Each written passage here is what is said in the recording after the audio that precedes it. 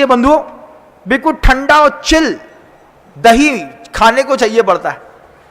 क्या, अरे क्या करें महाराज, घर में माँ ने जमाया था, उसमें एक चींटा गिर गया महाराज, फिर वो जमा नहीं, जमा तो गरम है, गरम है तो गरम, अगर मान लो ठंडा भी है तो टेस्टी नहीं है, कभी अच्छा खट्टा नहीं है और कभी कम खट्टा है, कभी ज़्यादा खट्टा हो गया, बड़ी प्रॉब्लम्स रहती हैं। तो फिर क्या करेंगे, अरे मोहल्ले में वो कृष्णा डेयरी वाला है ना महाराज जी, कृष्णा डेयरी वाले के यहाँ चले जाते हैं।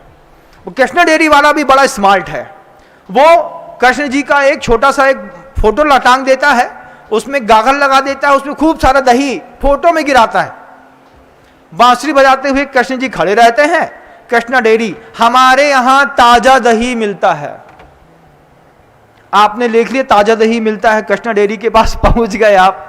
हंसी आती है आपकी बात को सोच करके। हमारे भी तो डेयरी वाले भक्त हैं कि नहीं है, उनकी कहानी अपनी जुबानी सुनाऊं। जब दुर्ग का हमारा एक बहुत अच्छा शावक था, उसने कहा महाराज जी दही जो होता है, जो मई और जून और जुलाई में बिकता है ना, वो दिसंबर में जमा दिया जाता है। नवंबर दिसंबर के महीने में जब भैंस गाय अतिरिक्त मात्रा में दूध देती हैं और दूध की खपत नहीं होती है, उस समय दूध का दही जमा करके कुंटलों से नहीं टनों से दही जो है वो कोल्ड स्टोर में स्टोर कर दिया जाता है।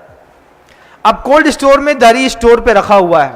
कैसे रखा है, 200 लीटर की जिसमें केमिकल की केन आती है, उस केमिकल वाली केन में वो दही जो है बंधुओं 200 किलो की 200 से ज्यादा केन्स वहां पे सुरक्षित रखी हैं। अब उसमें से कृष्णा डेयरी वाला बेटा क्या करता है कि वो कृष्णा डेयरी वाला रोज एक केन दही वहां से कोल्ड स्टोर से उठवाता है, ला करके अपने घर में रखता है। फिर घर में मिट्टी की कसेड़ी रहती है, उस कसेड़ी में दही निकाल करके रात में डाल देता है। रात भर में वो दही पूरी कसेड़ी में साफ सुथरा होकर के एक सा जगह ले लेता है। सुबह सुबह उसकी एक वेन आती है जिसमें 50, 70, 80, 100 कसेड़ियां रहती हैं। अरे महाराज इतना ठंडा और इतना व्यवस्थित और ताजा दही खाते हैं आप, सोच पे शर्म आती है, आपके अज्ञान मिश्रित धर्म में शर्म आती है बंधु। जब आप बाजार का पनीर खाते हैं, जब आप बाजार का दही खाते हैं, आपको पता होना चाहिए उसमें दही का टेस्ट तो दिखाई दे रहा है, लेकिन मांस का पिंड है वो। इतने मांस, इतना ज्यादा उसमें जीव उत्पत्ति हो चुकी है कि उसमें bill bill bill bill bill bill bill bill कर रहे हैं, आंख से दिखाई नहीं दे रहा। हम लोभी मनुष्य, खट्टा खाना है, ठंडा खाना है, लस्सी पीनी है, बाजार की लस्सी जाकर के चट्ट करके 8 रुपए की, 15 रुपए की, 50 रुपए की पी करके चले आए। हम चले आए और आकर के अपने आप शांति से बैठे हुए हैं ये बात को सोच करके कि अरे हमारे घर में तो सारी सुख सुविधाएं हैं। सुख सुविधा नहीं है, आपका अज्ञान आपसे अनजाने में ऐसा पाप करा रहा है। ये पाप का कर्म जब आप भोगेंगे, जब उदय में आएगा, तब पता नहीं चलेगा बंधु। वो दही, एक गिलास दही की जो लस्सी है, वो कल शाम को कोई भैंस का दूध निकला होगा, उसको उबाला होगा, उसको जमाया होगा। इस भ्रम में मत रहिएगा, बिल्कुल इस भ्रम में मत रहिएगा। इस भ्रम में भी बिल्कुल मत रहिएगा कि वो बाजार का जो पनीर आप खाते हैं, वो पनीर सुबह सुबह किसी ने फाड़ करके आपके हाथ में दे दिया है।